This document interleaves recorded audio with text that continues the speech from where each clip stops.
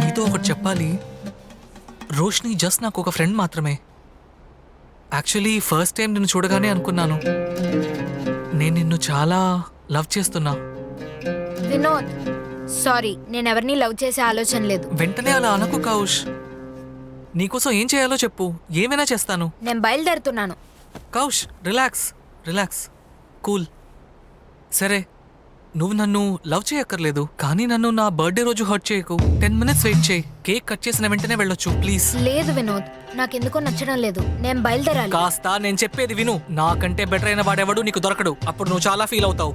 ఏ ఏంటి చాలా ఓవర్ గా చేస్తున్నావు? నాకెవరిని లవ్ చేసే ఉద్దేశం లేదు. ఎందుకు చిన్నపిల్లలాగా ఇంత మొండితనం?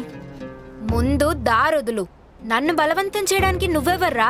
ఏంటి ఓవర్ గా రెచ్చిపోతున్నావు? ఇప్పుడు నువ్వు బయటికి వెళ్ళావంటే అసలు నేను వదలను. ఏ ఏంటి ఏం చేస్తావు?